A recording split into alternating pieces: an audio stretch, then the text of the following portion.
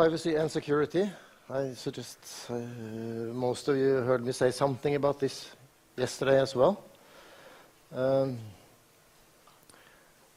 it's about not being taken by surprise. The new regulations coming in pretty soon, and it's about preparing for them and take the necessary steps.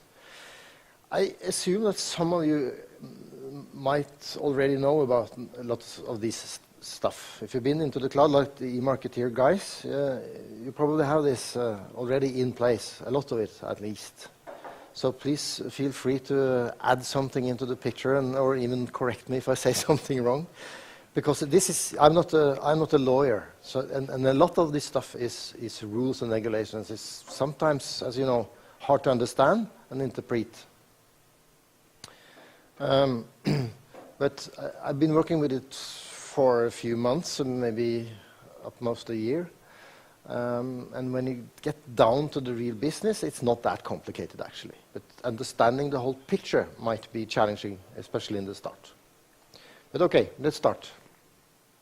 This is the stuff we'll go through. I'm not going to teach you the law as such.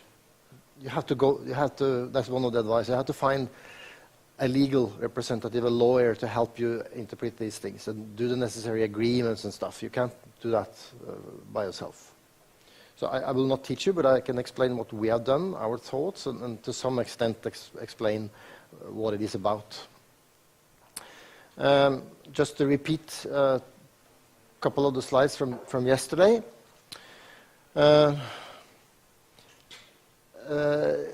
has been privacy laws in the European countries, or maybe even all countries, for decades. Most of them were from 90s, and they were not really bad, actually. It's just that things have changed with Google and media in general, internet, shopping, tracing what you do, all that kind of stuff. And then it really, actually, it's strange to see that EU was influenced by this, but that's what really kicked them off, I think. We have to do something. I have to do something fast. This is NSA scandal, especially. So, yeah, and I said this yesterday. These new regulations was approved in May this year. And this document is then the regulation. It's that's on the next page. It's actually two big documents explaining what this is. And our challenge now is to get compliant according to these rules and be ready for the 24th of May or 6th of May. The reason for having 2 dates is that 6th of May we should have implemented all the necessary measures to be compliant. And 24th of May, it goes into effect. So it's really detailed, in a way. It's a really project when EU start pointing at specific dates in that way. I think they're serious about these things. So this is then the legislation. I haven't really...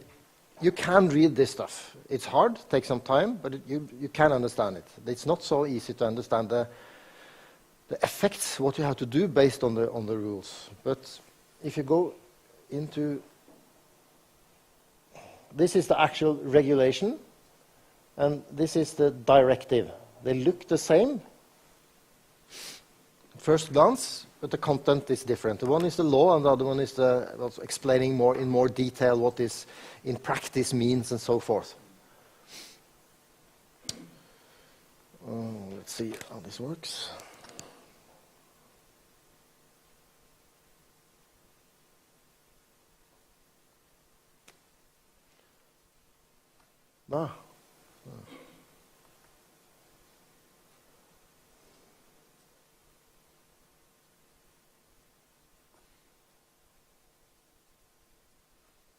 You'll have this presentation afterwards, so you don't have to look for the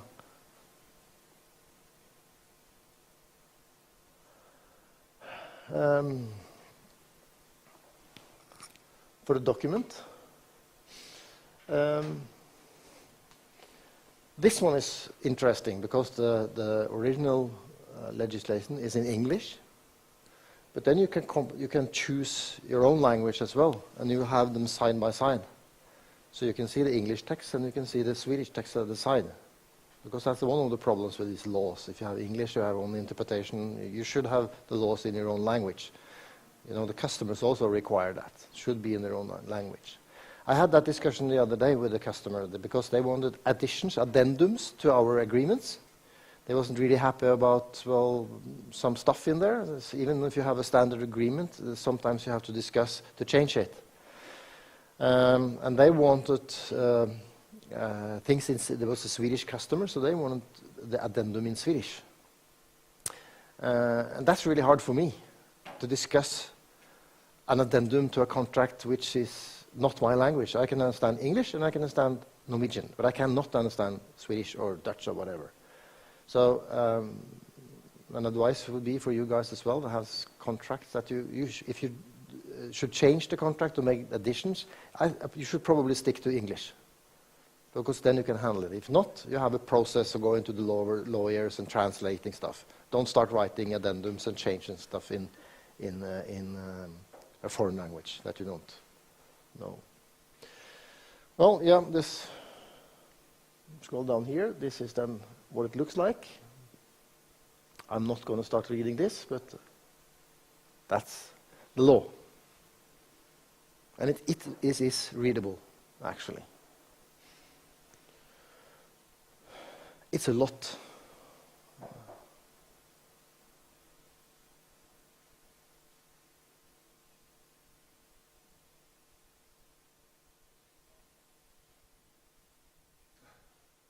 You see? Okay, done. So it's easy to understand. You need somebody to help you with the translation and understanding of what this actually means. There's even more. This one helps a bit more. It's more practical. Same looks. And then you can search on the internet to find somebody who's explaining this to you in a more normal way, understandable way. I haven't found much out there, actually, because most of the laws explained are made by lawyers as well. So it's like they're explaining things to each other, and yeah, I feel it sometimes. So then again, reading what others do, other software companies do when they write something, listening to what we have learned from this helps. But you have to work yourself through this and find out what it does, what it means for your business. Although the core of this is quite simple. A very basic question, as Norway is not a part of the European Union as such. No. How binding is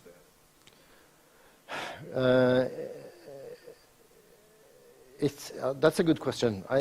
How legally the connection between the EU and EØS, which is the Norwegian connection to the EU, I think it says that Norway has to confirm and be compliant with these rules. Anyhow, Norway will. That's expressly said from Norwegian government, the laws, that we will use this law. We will not have our own laws. We will have some additions which will strengthen the law, but not weaken it. So the Norwegian law will be totally compliant with this EU law. But that's a good question. We will have that question all the time, since the data is in Europe, not in EU. But the Norwegian law is the same as the EU law. And there's nothing in this law that prevents, as long as we are compliant with the EU regulations, it's okay for the EU countries. But this question will come again and again. But Norway is not EU. What about that? So you have to be... As I read it, explicitly it's binding for all EU members. And Yeah. Norway has agreements with the EU. Yeah. Yeah, in many parts, but not in this area as far as I know. So I think it has to be... Explicitly said. Yeah. Said. Yeah, it is.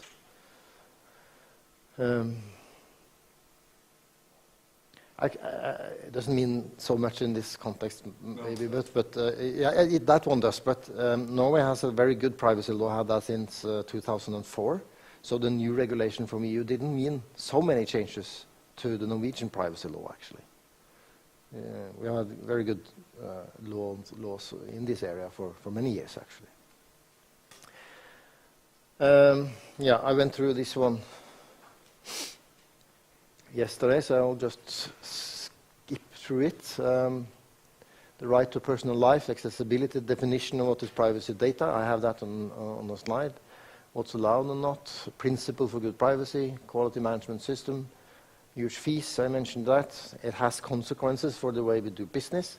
I think it's as simple as when new customers approach you, or even existing, if you don't have this in place, they won't buy from you. It's as simple as that. So let's start looking at what's privacy is, because that's really the basic question, and not everybody can answer that. What is the privacy data?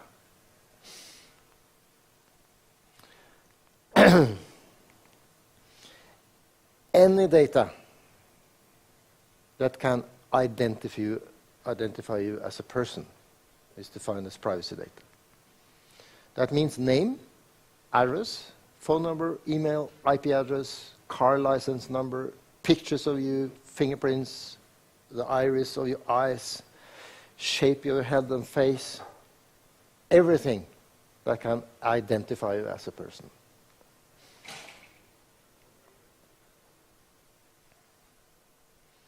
So we have to have in SuperOffice or in your software, if you have these fields, and you have some of them inside your database, you have to tag them as privacy data in some way. You have to find them back. You're going to show these data to a guy or a girl coming asking, what kind of data do you have recorded on me? And to find then you have to find all these necessary fields, show them. This person will say, this is right, but this is wrong. I have a right to correct this, or I want you to delete this data because I no longer have a relation to your company, so you don't need them anymore. Come back to that. It's also privacy data. It's also what we could call digital footsteps, the transactions that is related to you as a person, patterns. Shop what you shop, the TV series you watch, the movements you make on the internet, the searches you do, what you read on the internet, any trace you leave behind on the internet or in any application system. Also privacy data. There's a certain group of privacy data called sensitive data, sensitive privacy data, and you probably read it. It's defined as race, religion, political, philosophical, law breaches, your health, sexual relations, memberships in unions, and so forth. To store these kind of data, you need permission from a local authority in your country. You have to apply for that, and you have to show them that you're securely storing them and your plans, so why are you storing these data, and so forth. But it's a customer's obligation to do that. We'll come back to that. You have to differ between who is collecting the data and who is storing them.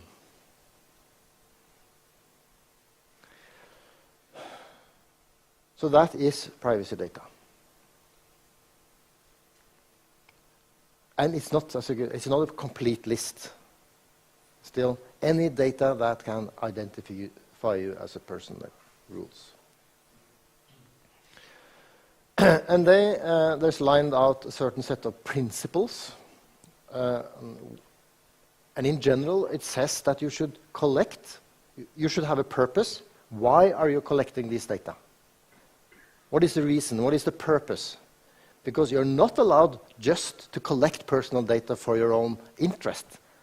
You must specify why you collect this data. What is the purpose? And after that, you should collect as little as possible. Minimum. And when you don't need them anymore, you should delete them. Integrity limit registration to a minimum of data. You need approval, expressed, informed approval from the persons you are taking data from or registering data about. Proportional, the amount of data registered should be proportional to the purpose. That means you have a specific purpose about collecting this data, sending them an email, then you don't need the birth date to do that. It should not be collected unless you need the birth date for some reason. And if you do that, you have to document it and go to the government and say, I need to register the birth date of this person because... If you don't do that, you're in breach with the law. Tied to the purpose, you can collect data, but you have to express the purpose, and you cannot use it for anything else than the purpose you're expressing. Quite strict, actually. I don't think many of us think about it that way. Inside your own company, you can, of course, change the purpose, I think is described. When I say define the purpose, it has to be defined in your internal control system. And then some representative from the government will come to you one day and say, can I look at your internal control system? Where is your private data? Where are they stored? Why do you store them? Have you had any breaches? Have you had any unauthorized access attempts? Which system did you register that in? What did you do to prevent it from happening next time? You have to have that system in place, actually. Whether you like it or not. Yeah, only one purpose, relevant to the purpose. I just mentioned that, I think. Transparency, right to access, view, modify, and delete data. Any person can come to knock on your door, your company door, and say, show me my data, show me my file. Information security, very important. You have to document how these data are stored, where, access control, everything from door locks to theft, people have access, firewalls, everything that comes under this security definition has to be documented. And it should be good. And then it's easier to have a hosting company doing this for you because they have a lot of these things in place. Obsolete and not relevant data shall automatically be deleted. So when you no longer need this data, you should delete them without the person asking for them. You're not allowed to keep birth dates or email addresses. Well, that's one thing. You can keep, of course, data that is relevant to your business. Because I think I had many questions and thoughts also about, okay, SuperOffice, the contact card and have all the persons. And there's privacy data in there. So can they require that I can be deleted from a SuperOffice record? Probably not, because you need that information if it's a customer. So an employee with our customers cannot require that this line person record in SuperOffice can be deleted. So you need the name and the address and the email and the phone number. It's fair. I don't think they can require that normally. Yeah. What if it's the prospect data that you're holding on people that you're not actually taking business from? Yeah, it's a good question. I think you can because this is not black and white either. But I think you can keep prospect data because how long will he be a prospect? Even if he buys from somebody else, you could say that I want to keep him because he's not going to stay with that one forever. So I want to keep him in my records. That's part of my business. So you can keep him. But only for the purpose. Probably not his birth date or sex or whatever. Yeah. I think very good questions, and I think many people ask this, and I don't think anybody has the clear answer because you have to interpret and discuss and find out a little bit more about this. But you're not cut off, and especially interesting for CRM system, which is so filled up with data about people. But you're definitely not, we are not definitely cut off from or our customers are not being cut off from having personal data in SuperOffice. But it might sound like that, Anybody can come and say, I want to be deleted and the right to be forgotten and such things. But it's not meant for a CRM system, where there are contracts and prospects and such stuff. But it doesn't, the law doesn't say anything about that. I think we have one expression, but it's not said explicitly.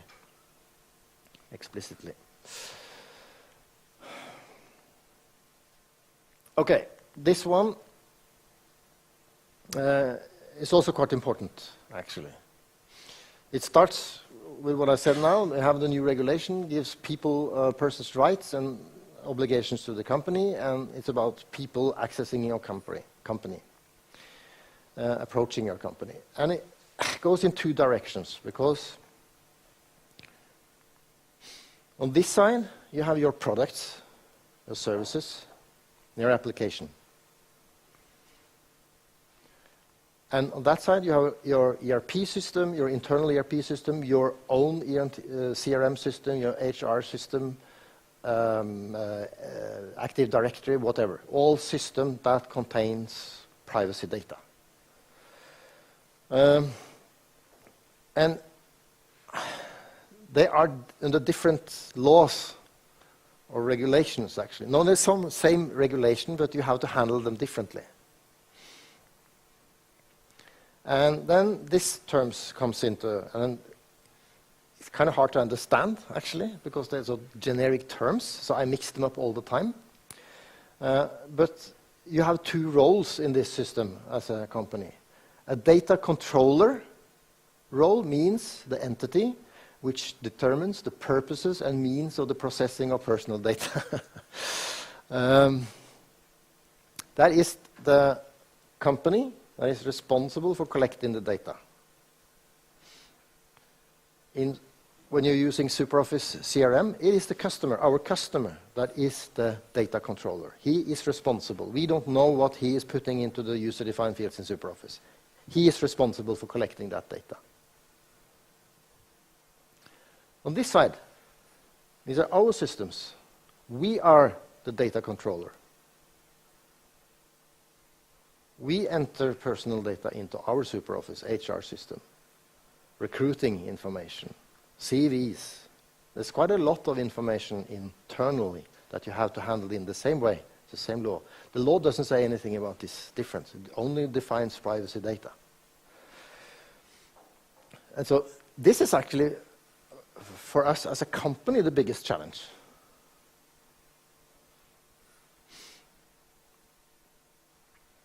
And then you have the data processor, means the entity which processes personal data on behalf of the data controller, security responsible.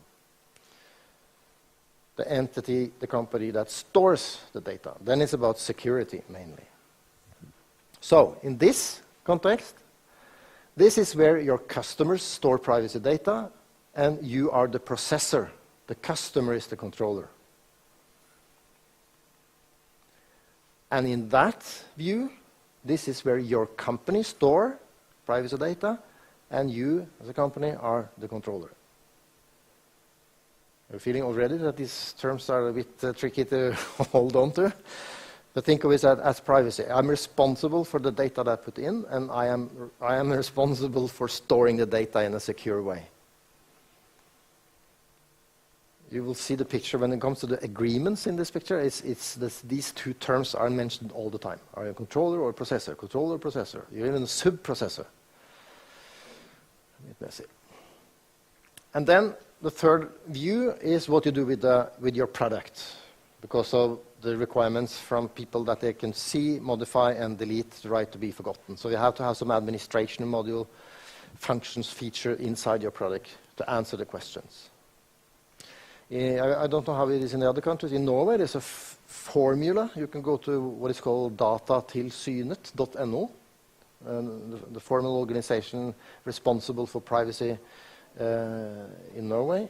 You can fill out the form to any company, the manual, and it's sent to the company, and then you can require that they take out and document all the data they have in their files about you as a person. And that is the same thing as there's been writing a lot, especially Facebook. They have the same You can go to Facebook and you can you find the formula on Facebook and you can require to get all your data out. And you can also demand to be forgotten from Facebook. Interesting to see if that's possible, but the same laws. Okay, so this is what you have to do with the product.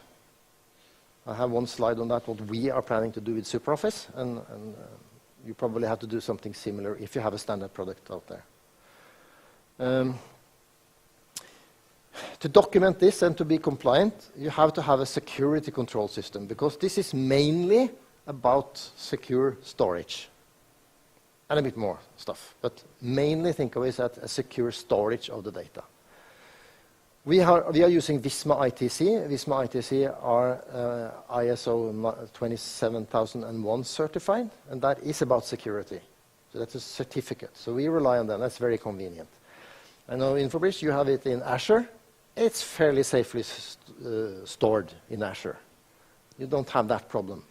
What you should document is when InfoBridge or partners have access to these data. That's important. And if it's a breach, you have to document it and do something about it. So that's another part. You probably know the story about Azure and Germany. Have you heard it? Was it German banks that didn't accept even Azure has servers in Europe.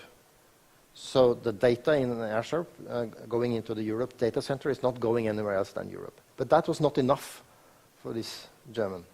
You know the story probably. They had to employ own personnel so that no Americans should have access to the Azure data. So there's Germans protecting and working in that. So that's the only one that has access, administrative access to the data. People employed in Microsoft does not have that. That was a requirement. So it's getting really tough.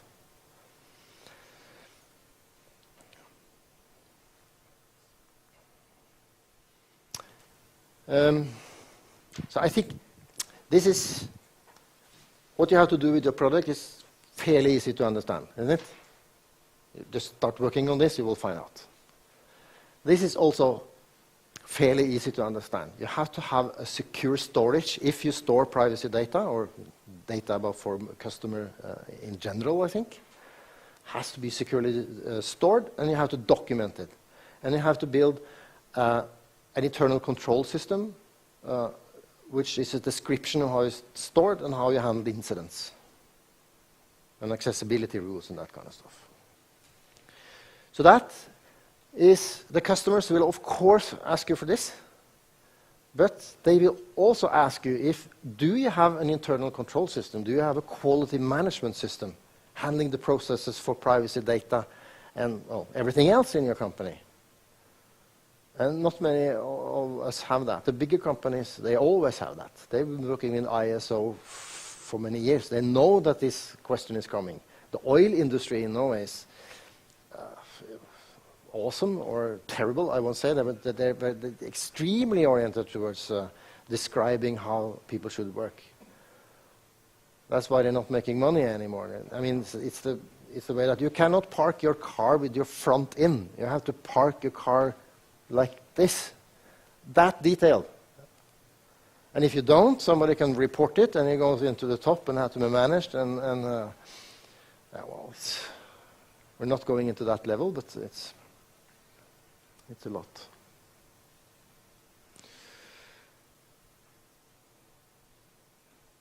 Okay, that's.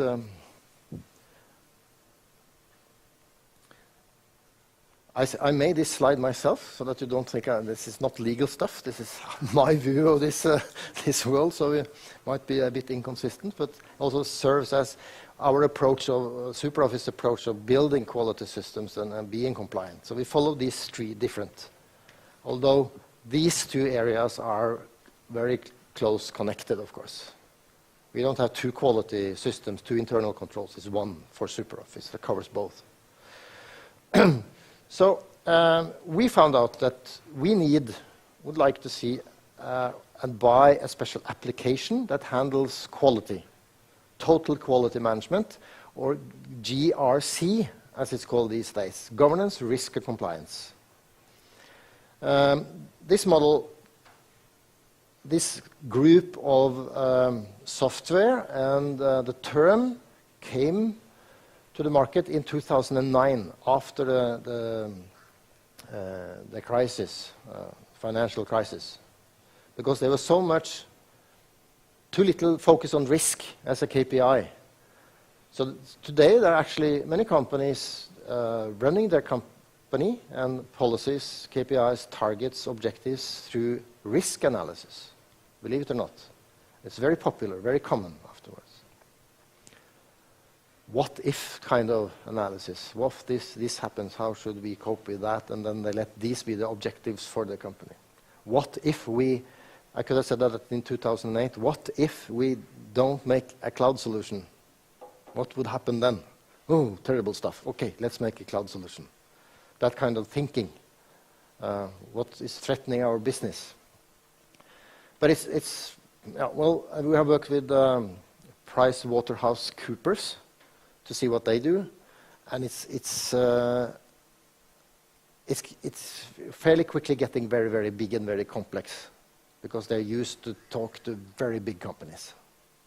I'll show you that picture in a minute. But in some way, you have to build a quality system. The law doesn't require that you buy an application to do it. These can be documents, Word documents in a structure, whatever. The point is that you document it, that you work like the way you want to work, and that you have a system that controls that you work this way, and that you handle incidents. So that when somebody comes to do an audit, you can show them your system, you can show that it's alive, it's being revised, and that you have people working in the different processes. So it must be documented. It's a set of documents that reflects the way you work. Can be any system. This is the ISO way of working. Nothing more, nothing less. How many of you have direct experiences in working inside an ISO system? Nobody? No.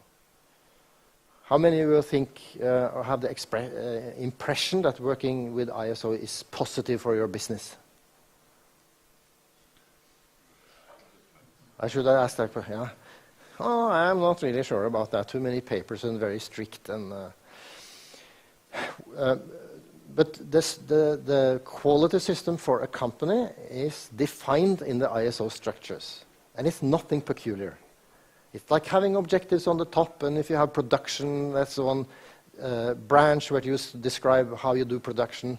You have a lot of quality documents in your house. Our in R&D in SuperOffice, most important quality document is the way we deliver every third week. It's impossible to do that unless you have a really detailed document that describes who delivers what when, what kind of meetings do you have, how do we report issues. It's impossible to deliver every third week. It's really compressed, so you need a documentation. Tuesday at 12 we meet, Thursday at 1 this happens, and that is what we're talking about here. The trick is not to describe how you wish you could work. That won't help you. It might sound a good idea, but next day somebody comes in and will have an audit, and you're not working on it. It's stupid. It's just a document. So we have said we will build a quality system, but it should reflect, it should make us better. We're not making it for the sake of ISO. So actually I say internally that you're not allowed to mention this I word. I will not hear about the I word. Because it puts your mind I say that, it's not always like that, but it puts you in a position and a way of thinking that now it's very important that we describe all our processes, make all these documents, because the ISO certification man comes along and will see all this system, and then you get the certificate and you have a big party and nothing changed. I think that's a typical story. So we don't actually need a certificate. We need better working processes. We need better quality. So forget about the ISO, but use the structures. Use the structures and intentions of an ISO system. And use 10 years to build it, whatever. Take section, because it will help you get better, improve your quality, be more market-oriented, be more customer-oriented, whatever.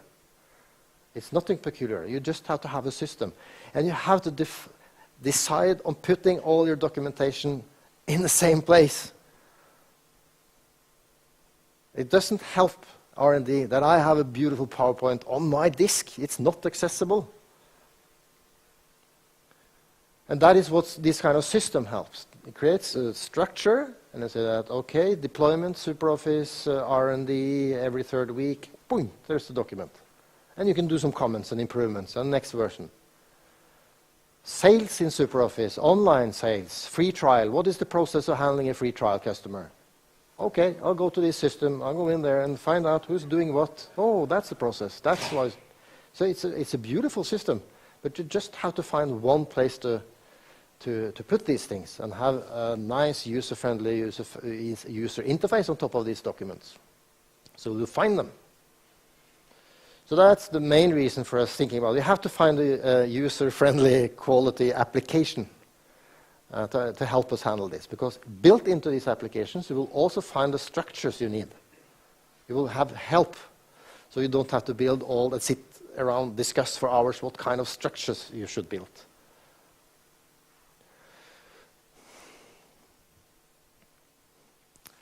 This is then, oh sorry, you can't read that, can you? Did you decide to build one yourself, or did you go out? We haven't decided yet. Right.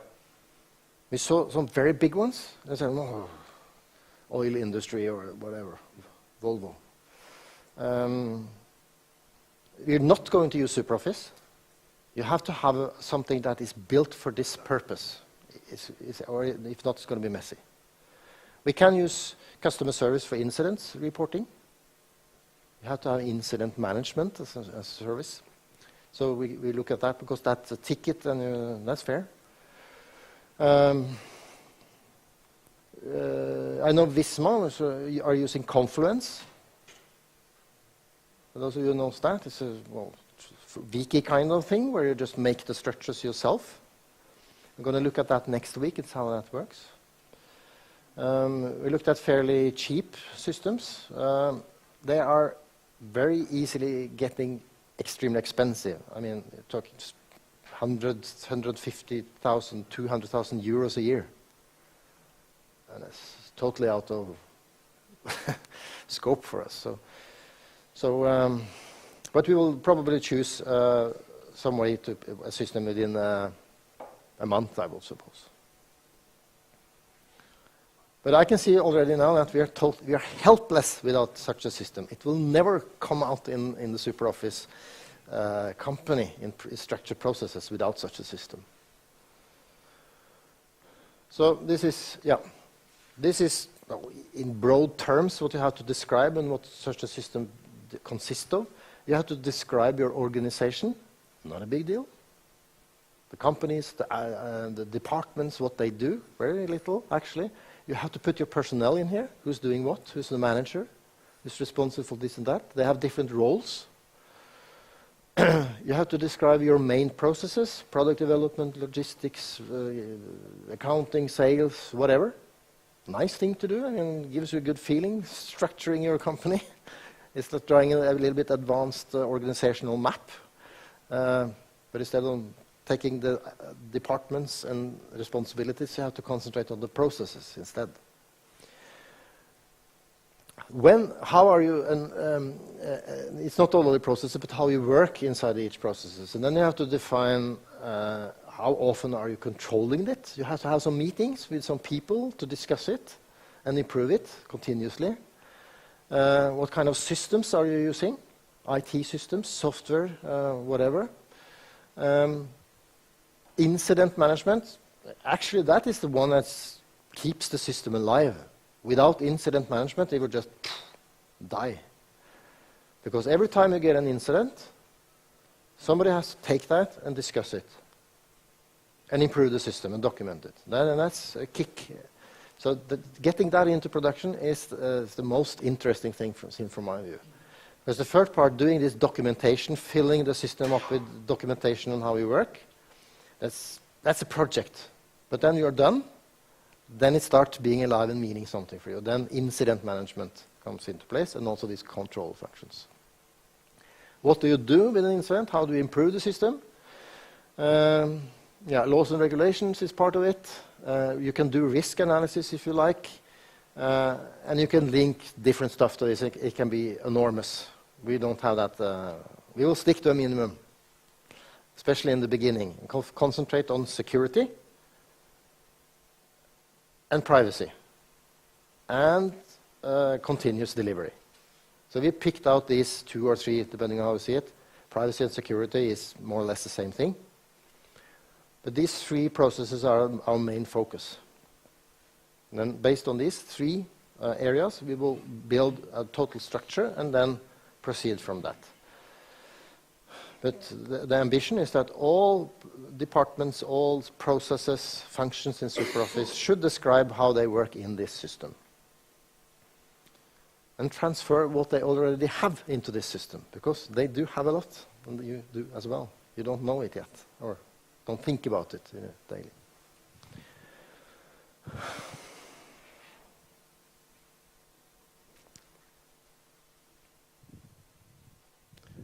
So,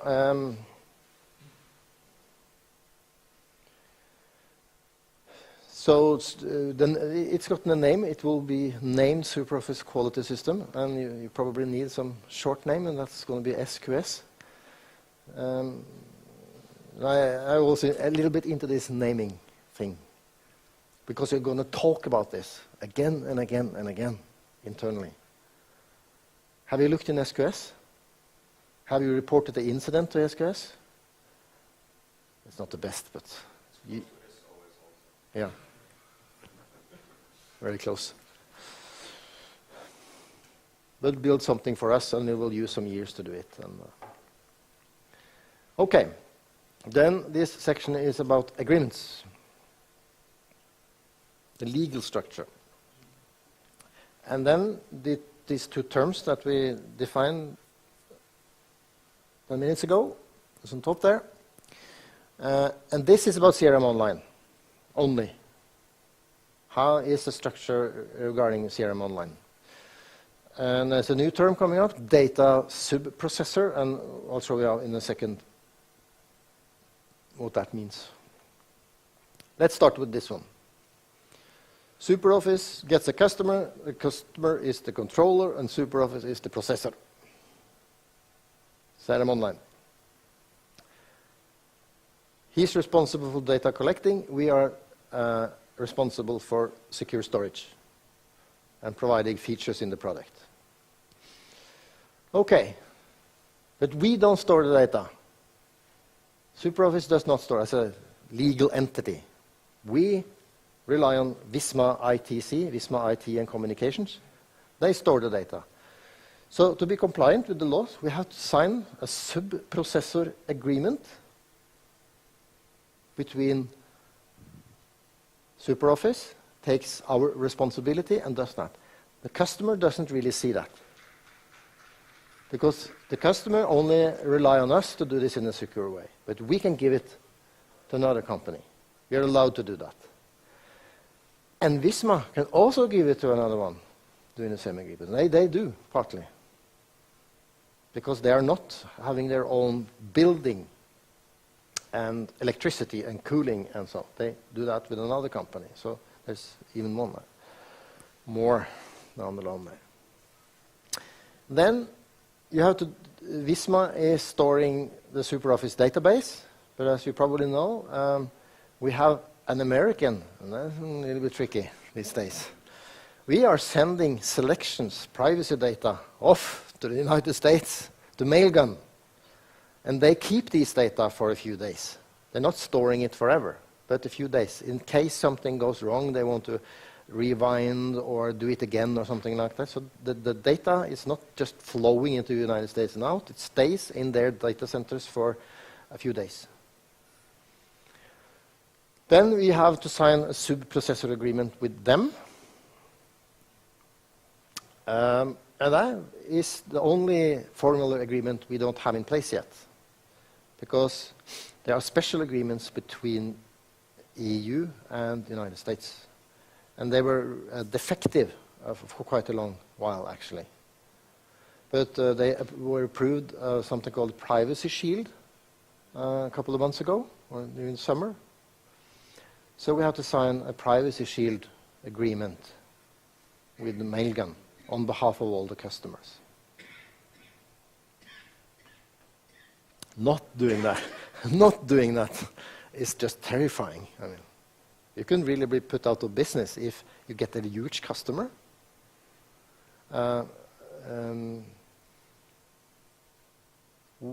One customer we discussed last week, a big one, Sweden again. They found out, not that we didn't have an agreement, but they found out that we sent emails to the United States, and that was out of the question. So they said, can you replace this mail service with our own Office 365 Exchange Online? And in theory, we could do that, but then you have to build software to support different mail servers, and we need time to do that. So we didn't get that contract due to that fact. The users were crying, but the security manager said, forget it.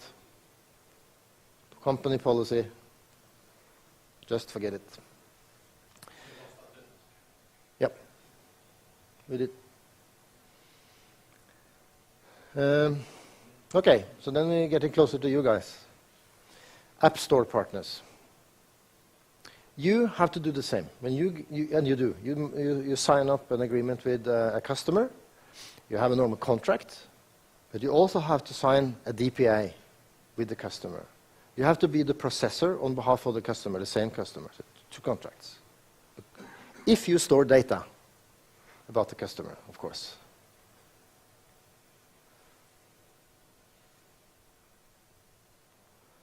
If you have a hosting partner, you need a sub-processor agreement signed with that customer, no, that hosting partner.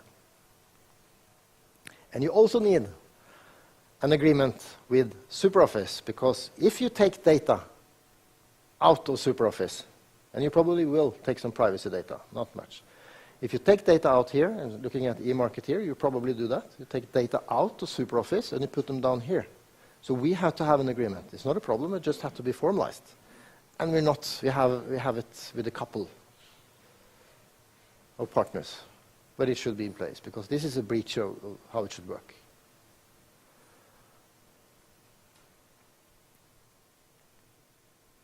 And these are the contracts that has to be signed.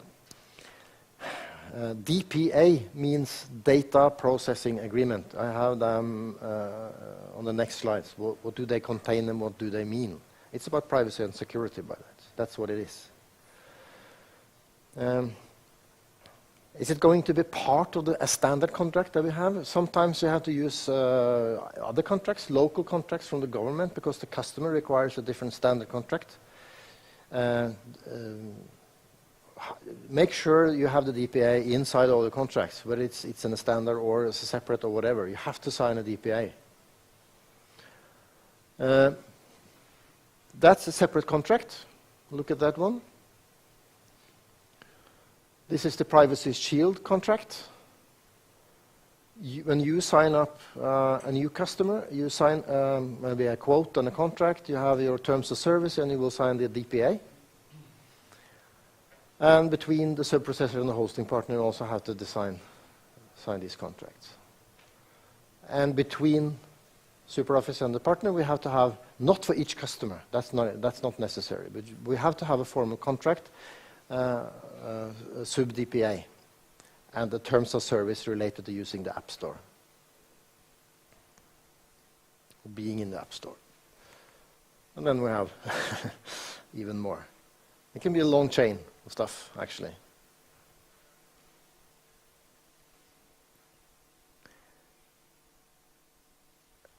Just get that system moving. It's not very complex. These DPAs are short. It's not a big deal. But you just have to make them and sign them and let them go in. Go with the flow. Go with the normal flow. This is a DPA.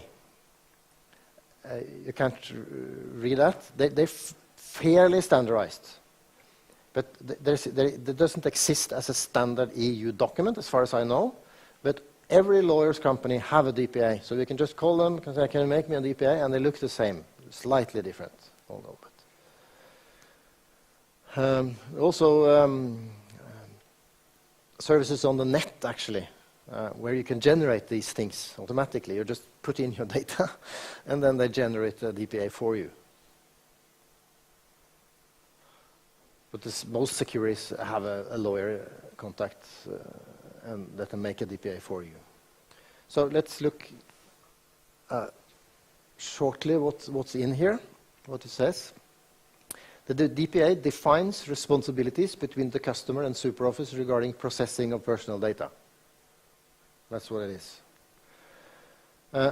SuperOffice has the right to transfer personal data to a third party, a hosting party like Visma ITC. If we didn't have that in the DPA, we couldn't do it. We had to do it ourselves. So you need that one. Data will be stored in Norway.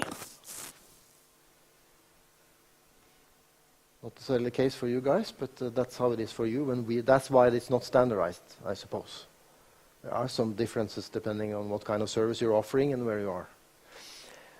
The customer is responsible for informing and getting approval from the persons they are storing data about.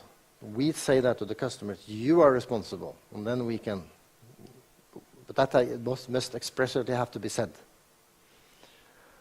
SuperOffice cannot use the personal data stored by the customer, except what is necessary to perform the service like username, email address of users, login credentials. We cannot use data in CRM Online. What we do, we track their user pattern. You know that. It's created, statistics is created inside the online. And we ask the customer for permission. Can we use this pattern, these digital footsteps of your users? Can we have access to them? There's a question popping up. You've seen it probably. And if they say yes, we take them and we make statistics out of it to improve the product. That's the purpose, to improve the product. Today's agreement has one very bad thing. It says that we will use your data for marketing purposes. I don't know where that came from. But it's totally out of scope. I mean, you can't do that. I want access to your data because I want to market directly to your users. That's not allowed, actually. So, applicable law is the Norwegian law. SuperOffice must also ensure technical and organizational security measures to protect the personal data. There are customers that want us to apply in Sweden to be in Sweden and Switzerland to be in Switzerland. We can't do that. It must be the Norwegian law that applies. It's our service, it's our partners, it's our responsibility. It has to be the Norwegian law. If you're in Holland, it should be the Dutch law, and so forth. All persons have the right to see the data we have stored about them. If the data is not correct, they shall be changed or deleted. SuperOffice must provide access to this data. That's through the application. SuperOffice must help customers to delete data when they are no longer allowed or needed. That's also part of that. Today, if a customer online comes to us and says, I need help for these things, I have a customer or a person requiring this. How can I do this?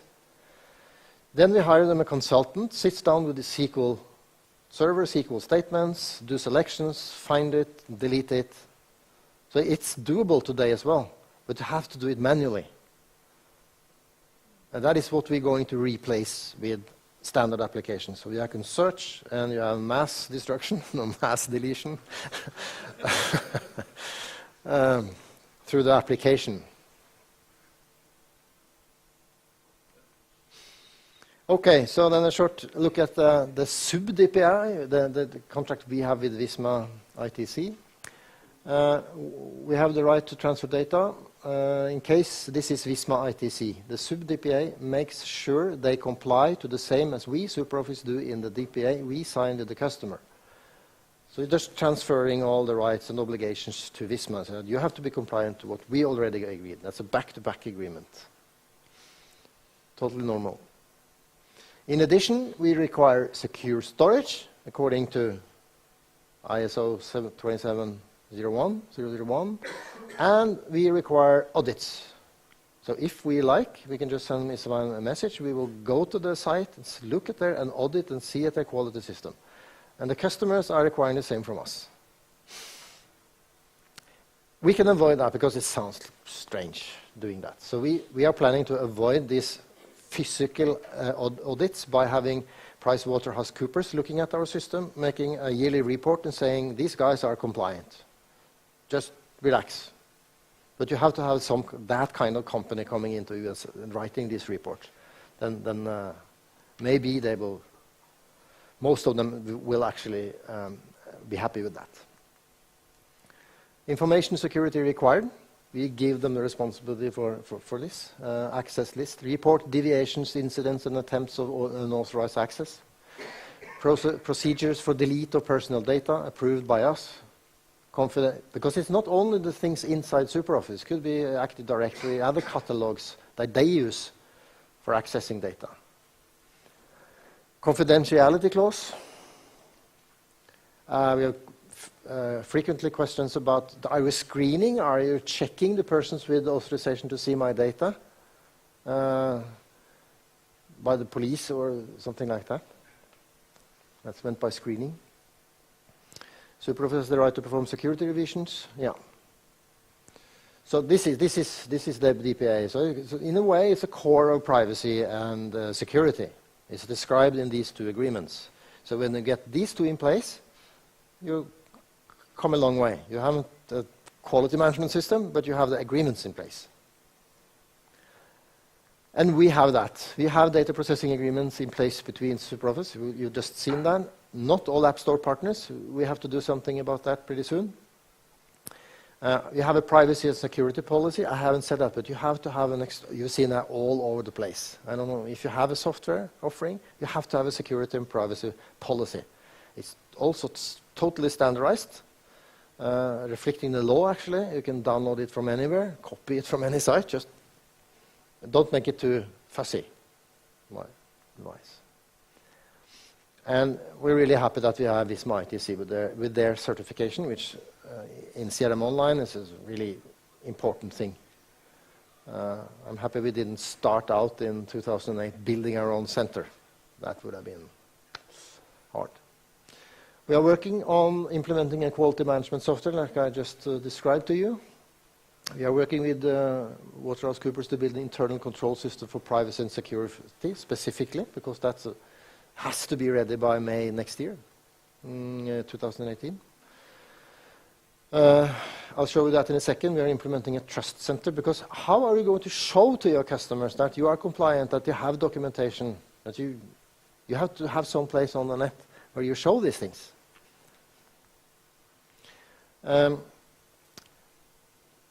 We consider to establish a specific knowledge center in Vilnius. You didn't know that, guys, but somebody has to ask and help customers about these questions.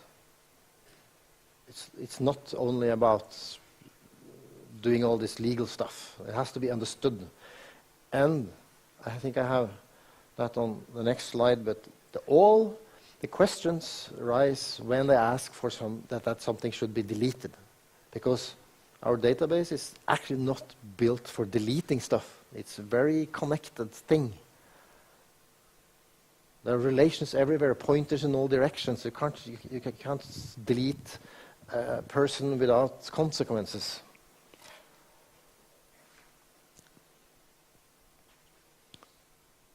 When it comes to SuperOffice integrity.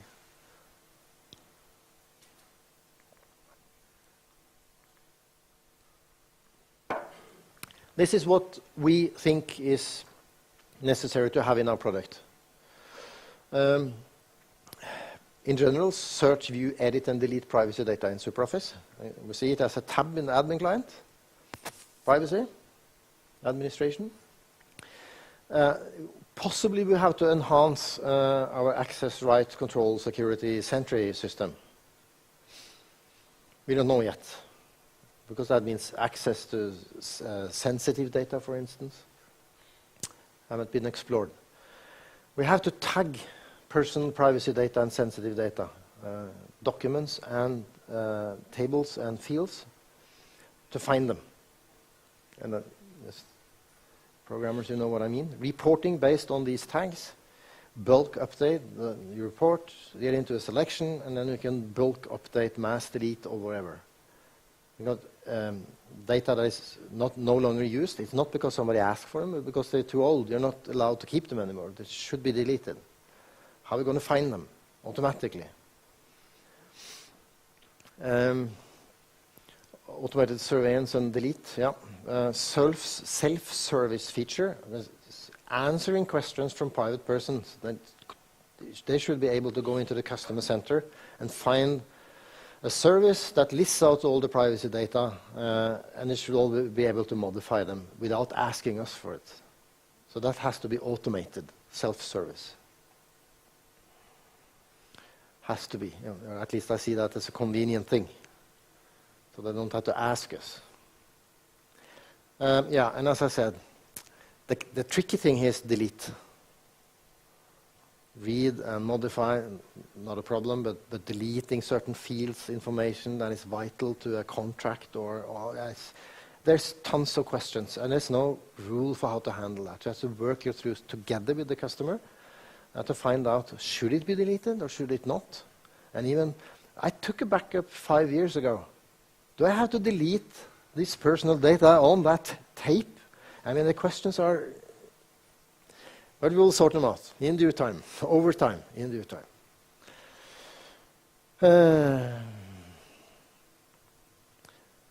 Privacy by design.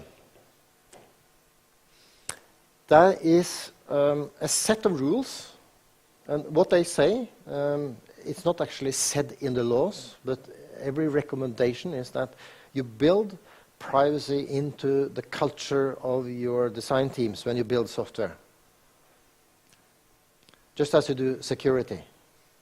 When you sit down, make plans for developing new software, there should be a checklist saying, do we have security data in here, or do we protect this data in a secure way?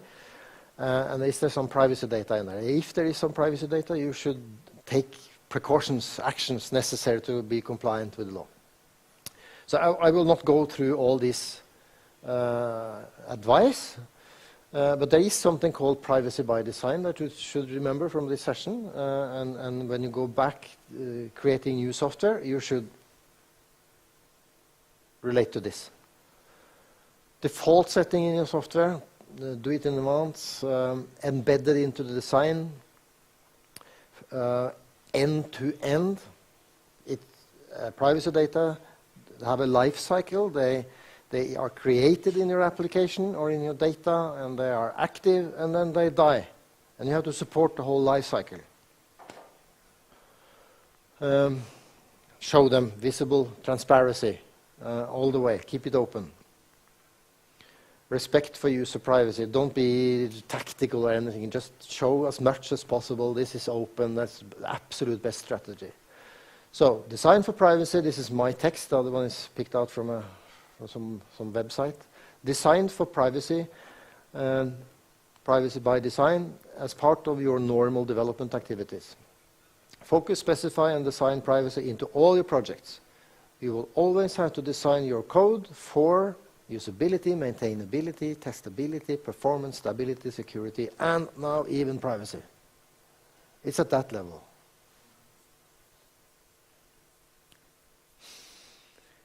Make it a culture. Make it a part of your checklist.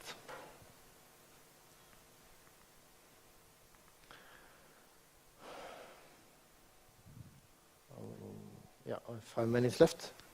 That's perfect. This is our plan. We are planning to launch a trust center. We're not alone about that. Down here you can't read it, but when you get it, you can go into Salesforce, trust.salesforce.com, and Azure has the same thing. And what they do is they just publish all their technical documentation, all their policies, everything, all the agreements, everything. Transparency. Just out there, and the customer can go there and read about it. Now, these days, they ask us all the time. We perform quite poorly in this area for the time being, but before Christmas we should be better, and because now we don't do this very well.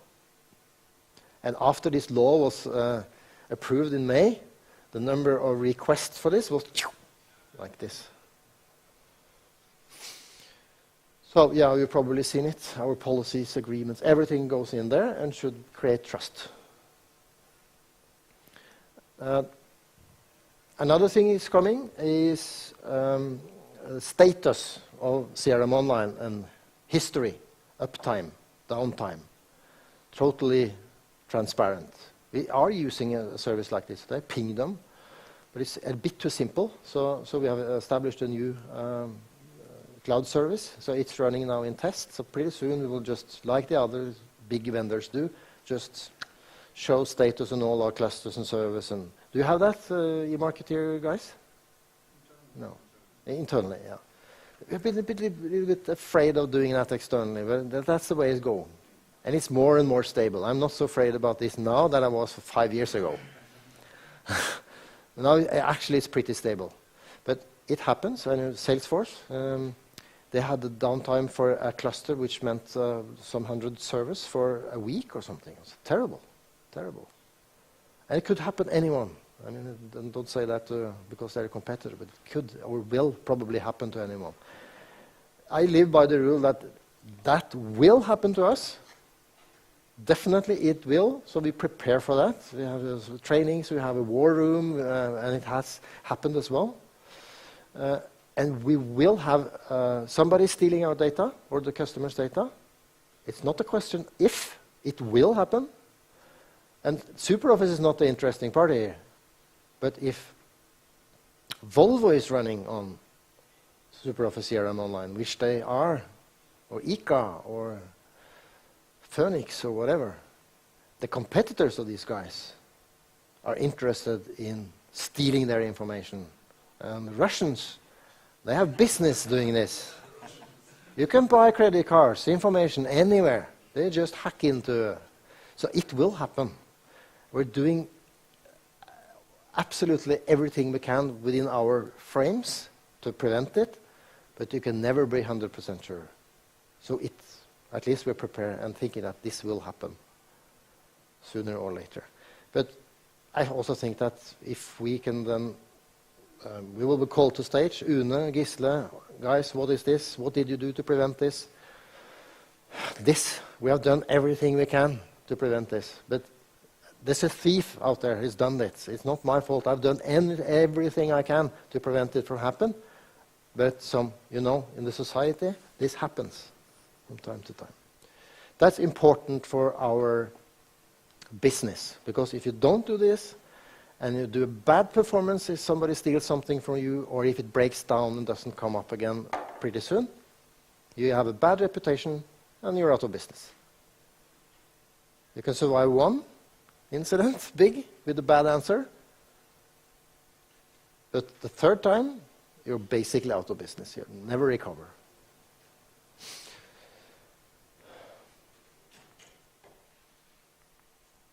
This is how I think about this, and maybe that's advice to you if you haven't already done much in this area. Read and understand the privacy regulations. It starts. What does it mean? Where's the law? What does others give it? You have to understand what this is at the level where I've been now. Analyze and document the privacy data you are storing in your internal systems. It's pretty easy, but you just have to do it. And it comes, of course, on top of everything else you do. You have to start a project to document. Find the data. Where are they? Who's responsible for them? When should they be deleted? And so forth. Just have to build that. Internal project. Establish an internal control system for your company as a data controller. You're responsible for the data. 3 follows 2. It's the same part. Make your software applications privacy compliant. Build the functions we talked about into the product. Make sure the data you store on behalf of your customers are secure and security measures are documented. Sign DPAs with hosting partners. Establish a quality system, policies, agreements, documentation, and publish everything in the trust center. Thank you.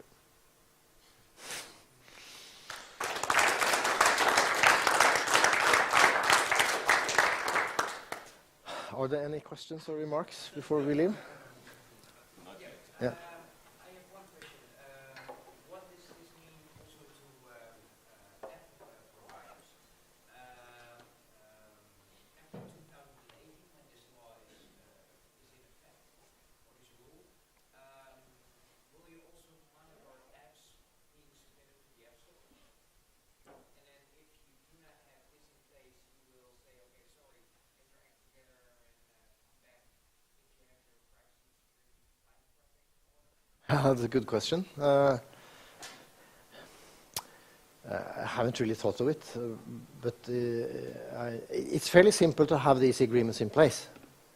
So I would say that if you don't have these agreements in place and secure storage in 2 years, I would be skeptic. I would. To say yes and take them into the App Store. Yeah. I would.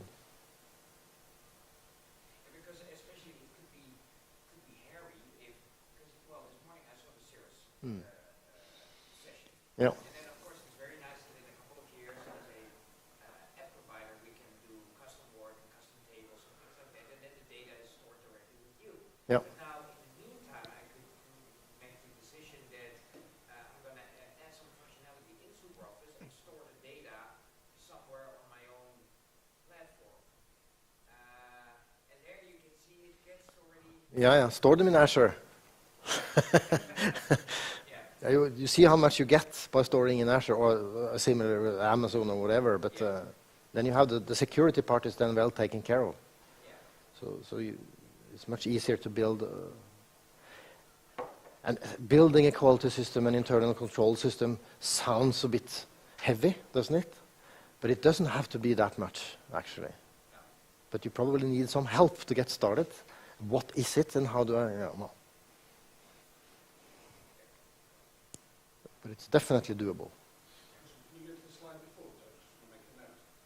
Yeah, The presentation will be downloaded. yeah. Yeah? More questions? This is of course very online focused, and of course we'll having customers having on-site installations with also requirements in this regard. And I was already asked by some customers regarding what we can, how we can help or in future versions. Yeah. Is there some best practice you plan to share? Probably double opt-in with these things, or in e-marketing that some personal things are tracked. These are all portions that should be hidden or Yeah. treated in a certain way. Yeah. Can we do something or deliver some? Yeah, we should build we should build some competence and best practices around the product. For that, because that can be shared among all customers, whether they're online or on site. That's what you mean. Yeah. So we should have that as a domain knowledge in SuperOffice around our application, and then help customers and cope with the challenge. Yeah. Good idea.